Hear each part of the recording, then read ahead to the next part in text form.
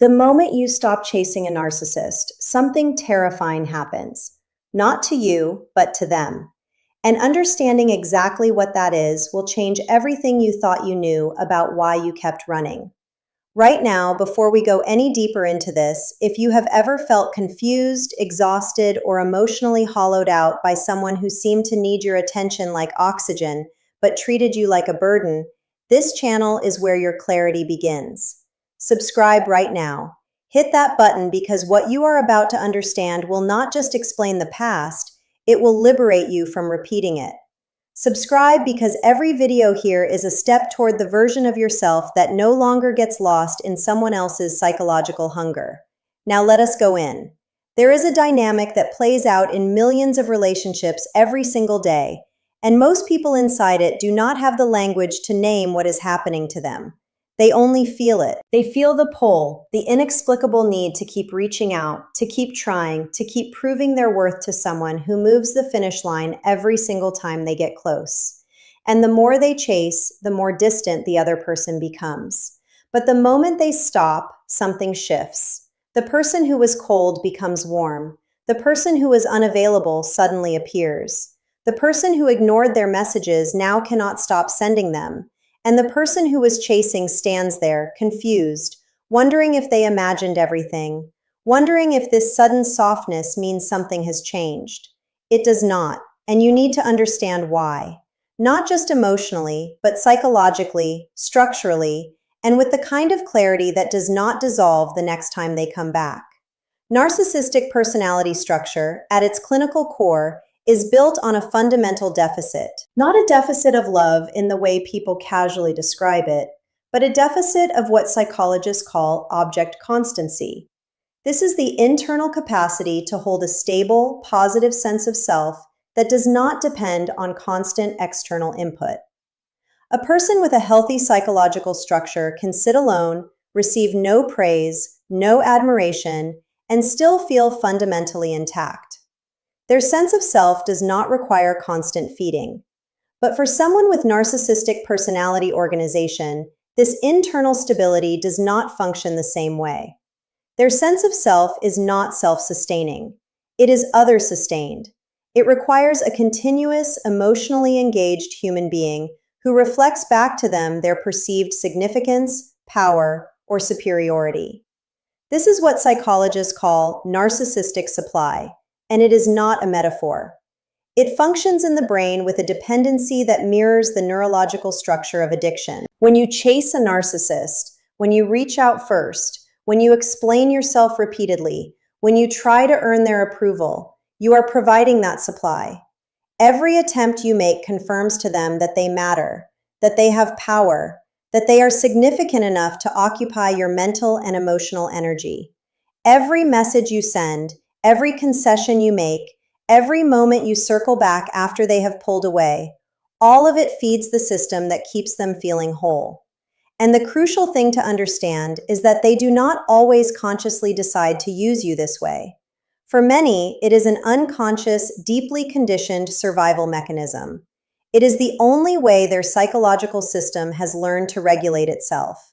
They do not chase you because they do not need to. You are already chasing. The supply is already flowing. Now here is where it gets psychologically precise. When you stop chasing, when you go quiet, when you withdraw your energy, when you stop showing up emotionally available on demand, you have not simply created distance, you have cut the supply line. And for a system running on that supply, the withdrawal does not feel like inconvenience. It feels like destabilization. It feels, at the level of their ego structure, like threat. The result is not calm. The result is not indifference. The result is panic, disguised in 100 different ways, expressed through behaviors that will confuse you if you do not know what you are watching. Because narcissistic panic does not always look like panic. Sometimes it looks like sudden warmth. Sometimes it looks like a message that says they have been thinking about you, or they miss the way things were, or they know they have not been perfect. Sometimes it looks like an unexpected act of kindness, a gesture designed to re-engage your emotions and bring you back into proximity. Sometimes it looks like provocation, a remark calculated to make you angry, an action designed to force you to respond, because even your anger is contact. Even your fury is a form of supply. Even your hurt and outrage confirms that you still care enough to feel something. Any response is better than no response to a system that is running on fumes. This is why going completely silent is experienced by a narcissist not as your healing, but as an emergency. Because your silence does not just remove attention, it removes their sense of control. And control is not incidental to narcissistic personality structure. Control is central to it. The need to control the emotional reality of those around them is not a side effect of narcissism. It is the mechanism. When a narcissist controls your behavior, when they can predict that you will reach out, that you will apologize even when you have done nothing wrong, that you will come back, they maintain what psychologists call the illusion of dominance. Your predictable pursuit confirms their central operating belief that they are exceptional enough and powerful enough to make someone work for them. Your chasing is not just supply, it is evidence. When you stop, you do not just remove the supply, you challenge the evidence. You force a confrontation with a narrative their entire ego structure is built upon. You make the implicit suddenly explicit. And what it says is this: you are not worth chasing. That sentence, even communicated only through your silence, lands in the narcissistic psyche with the force of an existential crisis. Because if they are not worth chasing, if you can walk away and stay walked away, then everything the ego has been constructed to believe becomes unstable. This is what psychologists call narcissistic injury. And narcissistic injury is not ordinary hurt feelings. It is a wound to the foundational architecture of how a person experiences themselves in relation to the world. It is a rupture in the self-concept that the ego cannot metabolize without either an external repair, which means getting you back, or an internal defensive response, which means devaluing you to neutralize the threat you now represent. This is why you will often see two simultaneous responses. On one hand, they will attempt to re-engage you, to restore the supply and re-establish control. On the other hand, they will tell anyone who will listen that you were never that important anyway, that you are the one with the problem, that they moved on before you even left. These two responses appear contradictory, but they are not. They are both expressions of the same underlying crisis. The hoovering is the ego's attempt to repair by recovering what was lost. The devaluation is the ego's attempt to repair by pretending the loss did not matter. Both are defense mechanisms against the same unbearable reality, that you chose yourself over them and they did not see it coming. The thing they fear most, the thing that sends the entire system into emergency mode, is not your anger, not your confrontation, not your pain. It is your peace. Your peace makes their manipulation irrelevant. It invalidates their power structure without you having to say a single word. It is a silent declaration that you have reclaimed sovereignty over your own emotional reality, and there is nothing in the narcissistic toolkit designed to handle that. Now, you may be wondering why it took so long to understand. Why did you chase in the first place? The answer is not weakness. It is not naivety. The answer is trauma bonding, and it is one of the most powerful and least understood psychological phenomena in human relationships. Trauma bonding does not form because someone is terrible to you all the time. If they were terrible all the time, you would leave easily. Trauma bonding forms because of alternating cycles of reward and withdrawal. Because of the unpredictable oscillation between warmth and coldness, between moments when they made you feel extraordinary and moments when they made you feel invisible. This intermittent reinforcement, the same psychological principle that makes gambling addictive, creates a neurological bond not based on consistent love or safety, but on the desperate pursuit of those moments of warmth, those hits of connection, those glimpses of the person you believe them to be. If you are watching this right now, something in you already knows this. Something already recognizes the pattern, already feels the dissonance between what was promised and what was delivered, already suspects that the confusion you carry is not your fault. It is a symptom of a system designed to keep you confused. And if you are just beginning to see this clearly, subscribe right now because this understanding needs to be reinforced and deepened continuously. The healing of a trauma bond is not a single moment of realization. It is a process of sustained clarity, and that is exactly what this channel is built to provide. Subscribe now and come back every time you need to remember what you are beginning to understand in this moment. Because the moment you stop chasing, the trauma bond begins to lose its grip.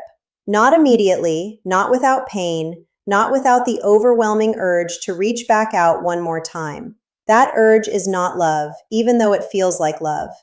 It is the neurological echo of the bond, the conditioned response of a nervous system trained to seek resolution in the very source of the wound.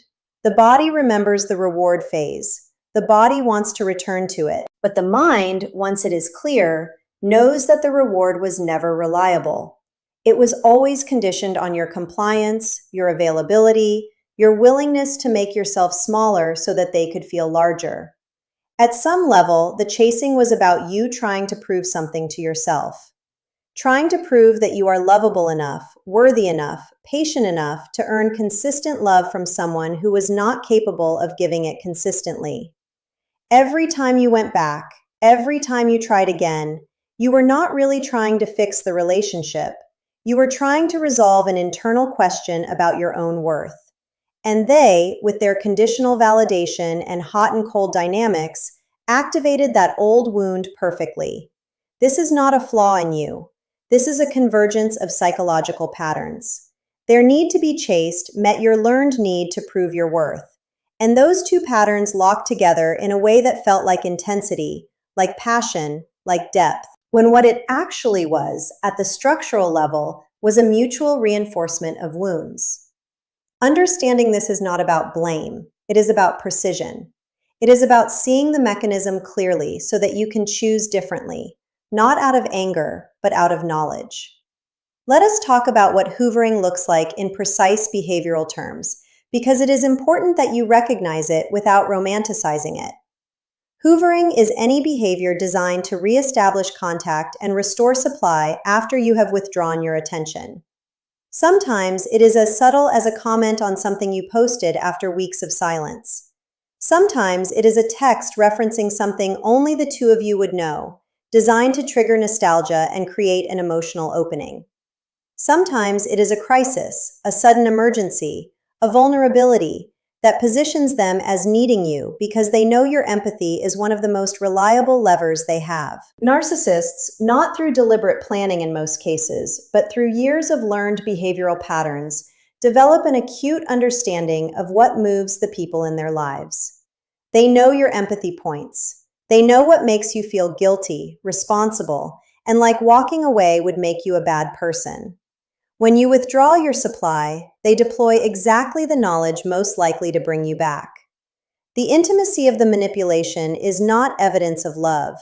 It is evidence of how carefully they studied you in order to maintain access to what you were providing them.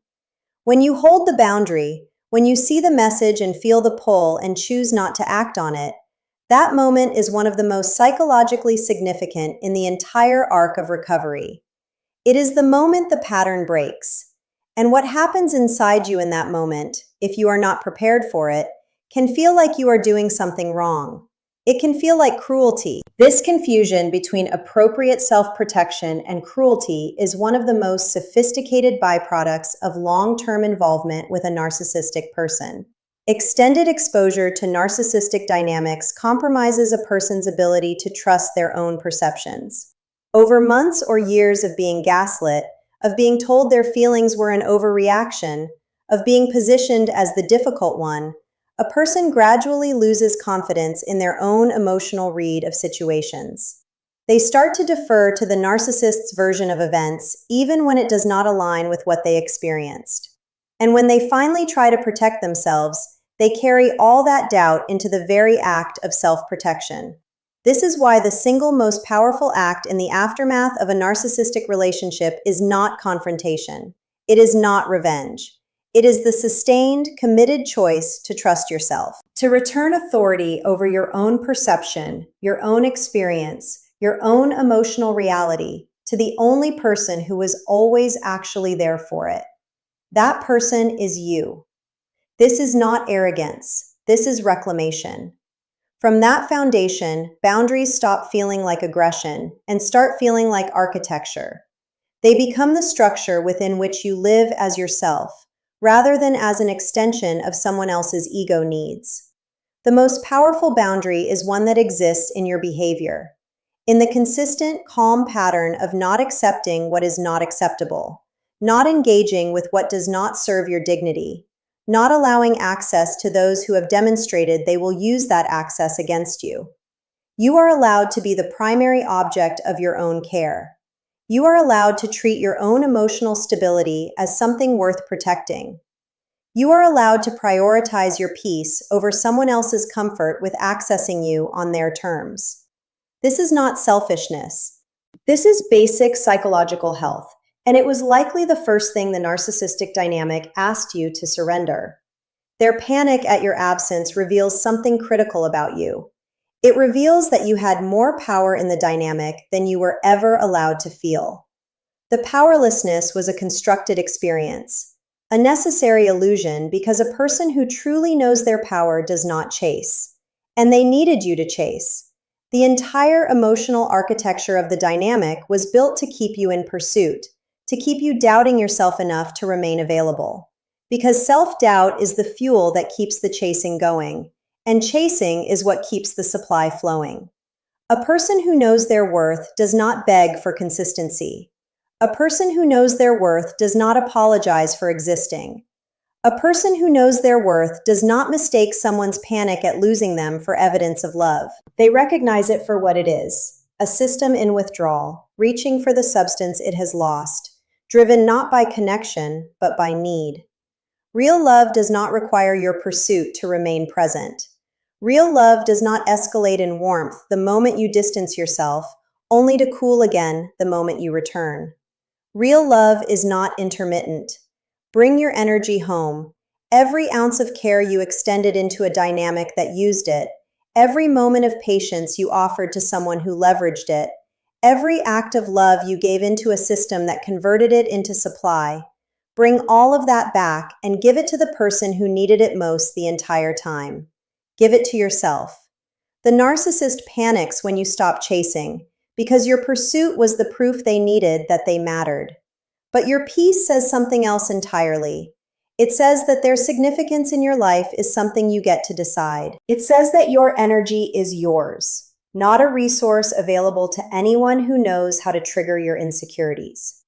It says that the relationship between your worth and someone else's attention has been permanently and irreversibly severed. Hold on to this, because the next time the hoovering begins, the next time the sudden warmth appears after extended silence, you will remember that what is happening is not new love. It is not a changed person. It is a system trying to restore itself, and you will feel the pull. And beneath the pull, you will also feel something solid, something that was not there before, something that knows. That knowing is your power. That knowing is what they were always afraid you would find. That knowing is why they worked so hard to keep you in doubt, because doubt was the only thing standing between you and the moment you realized you never needed their validation to begin with. If this is landing somewhere deep inside you, subscribe right now. This channel exists to take you further into this clarity, further into yourself, further into the version of you that cannot be manipulated back into smallness. Subscribe because you deserve a continuous, unrelenting reminder of exactly who you are. You were never the one without power in this dynamic. You were always the one with the supply